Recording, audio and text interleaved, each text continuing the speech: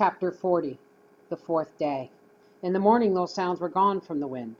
It was blowing with a steady wailing scream, and the house stood still.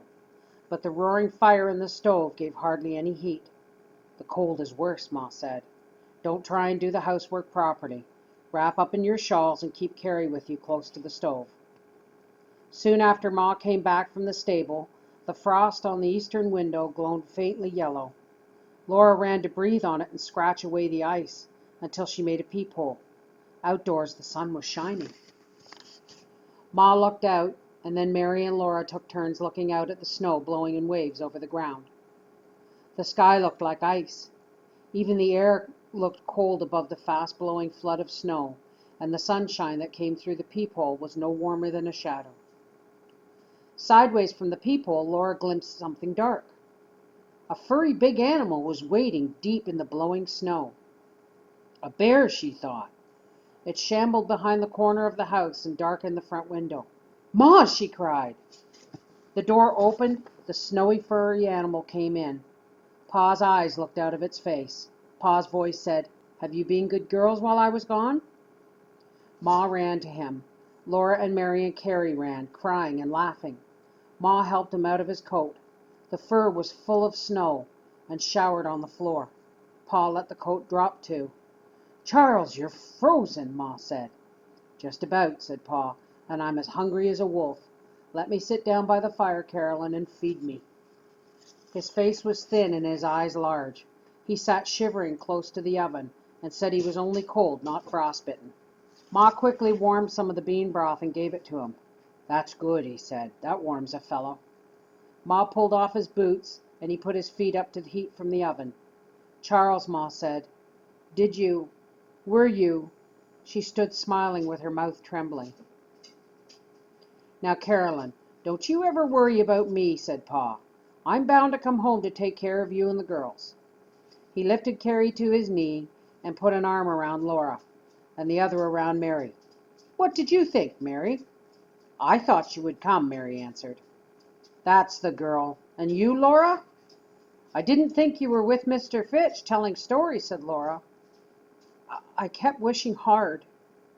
"There you are, Carolyn. How could a fellow fail to get home?" Pa asked Ma. "Give me some more of that broth, and I'll tell you all about it." They waited while he rested and ate bean broth with bread and drank hot tea. His hair and his beard were wet with snow melting in them. Ma dried them with a towel. He took her hand and drew her down beside him and asked, "Carolyn, do you know what this weather means? It means we'll have a bumper crop of wheat next year." "Does it, Charles?" said Ma. "We won't have any grasshoppers next summer. They say in town that grasshoppers come only when the summers are hot and dry and the winters are mild. We're getting so much snow now that we're bound to have fine crops next year." "That's good, Charles," Ma said quietly. Well, they were talking about all this in the store, but I knew I ought to start home. Just as I was leaving, Fitch showed me the buffalo coat. He got it cheap from a man who went east on last train running, and had to have money to buy his ticket. Fitch said I could have the coat for $10. $10 is a lot of money, but I'm glad you got the coat, Charles, said Ma. Well, as it turned out, it's lucky I did, though I didn't know it then, but going to town, the wind went right through me. It was cold enough to freeze the nose off a brass monkey, and it seemed like my old coat didn't even strain that wind. So when Fitch told me to pay him when I sell my trap furs next spring, I put that buffalo coat on over my old one. And as soon as I was out on the prairie, I saw the cloud in the northwest. But it was so small and far away, I thought I could beat it home. Pretty soon I began to run, but I was no more than halfway when the storm struck me. I couldn't see my hand before my face. It would be all right if these blizzard winds didn't come from all directions at once. I don't know how they do it. When a storm comes from the northwest, a man ought to be able to go straight north by keeping the wind on his left cheek. But a fellow can't do anything like that in a blizzard. Still, it seemed I ought to be able to walk straight ahead, even if I couldn't see or tell directions. So I kept on walking straight ahead, I thought, till I knew I was lost. I had come a good 2 miles without getting to the creek, and I had no idea which way to turn. The only thing I could do was keep on going. I had to walk until the storm quit. If I stopped, I'd freeze. So I set myself to outwalk the storm. I walked and walked. I could not see any more than if had been stone blind. I could hear nothing but the wind. I kept on walking in that white blur. I don't know if you noticed, but there seemed to be voices howling and things screaming overhead in a blizzard. Yes, Pa, I heard them, Laura said. So did I, said Mary, and Ma nodded. And balls of fire, said Laura. Balls of fire, Pa asked. That will keep, Laura, said Ma. Go on, Charles. What did you do? I kept on walking, Pa answered. I walked till the white blur turned gray and then black, and I knew it was night. I figured I'd been walking 4 hours, and these blizzards last 3 days and 3 nights, but I kept on walking. Pa stopped and Ma said, I had the lamp burning in the window for you. I didn't see it, said Pa. I kept straining my eyes to see something, but all I saw was the dark. All of a sudden, everything gave way under me, and I went straight down. Must have been 10 feet. It seemed farther. I had no idea what happened or where I was, but I was out of the wind. The blizzard was yelling and shrieking overhead, but the air was fairly still where I was. I felt around me.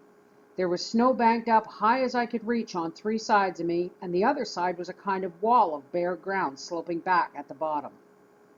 It didn't take me long to figure out I had walked off the bank of some gully somewhere on the prairie. I crawled back under the bank, and there I was with solid ground at my back and overhead, snug as a bear in a den. I didn't believe I would freeze there, out of the wind with the buffalo coat to keep warmth in my body. So I curled up in it and I went to sleep, being pretty tired. I was glad that I had that coat and a good warm cap with ear laps and an extra pair of thick socks, Carolyn.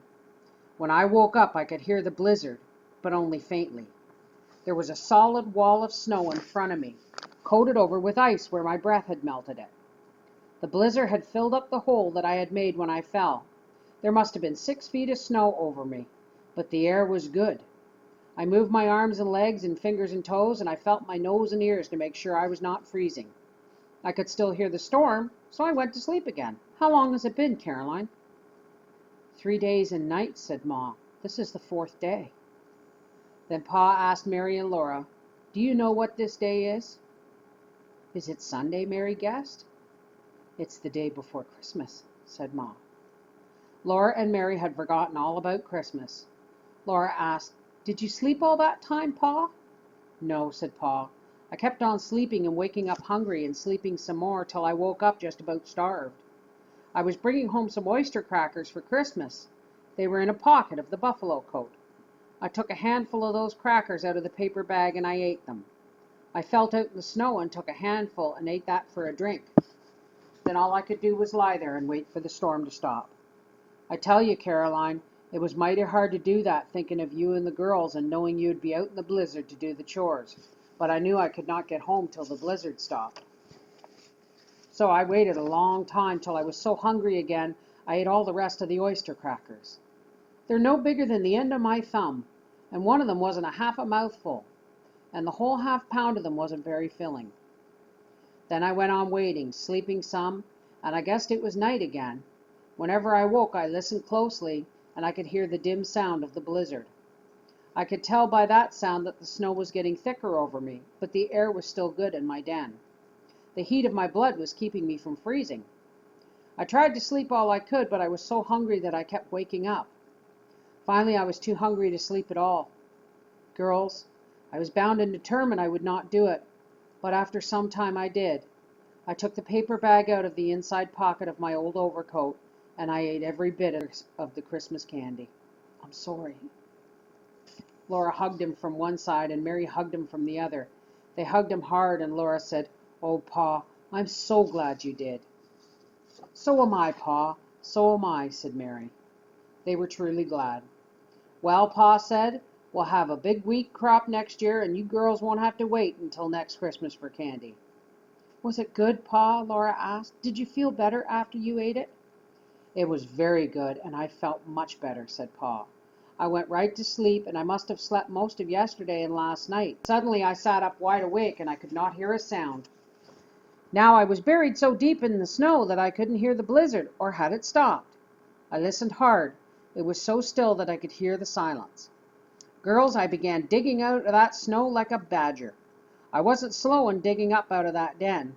I came scrabbling through the top of that snowbank, and where do you suppose I was? I was on the bank of Plum Creek, just above the place where we set the fish trap, Laura. Well, I can see that from my window, said Laura. Yes, and I could see this house, said Pa. All that long, terrible time he had been so near. The lamp in the window had not been able to shine into the blizzard at all, or he would have seen its light. My legs are so stiff and cramped that I could hardly stand on them, said Pa. But I saw this house, and I started for home just as fast as I could go, and here I am. He finished hugging Laura and Mary. When he went to the big buffalo coat, he took out of one of its pockets a flat, square-edged can of bright tin.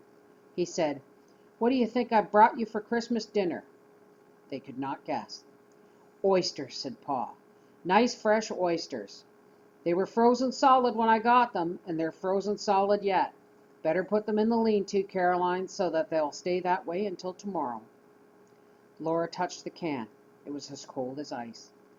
"I ate up the oyster crackers, and I ate up the Christmas candy, but by jinks," said Pa, "I brought the oysters home."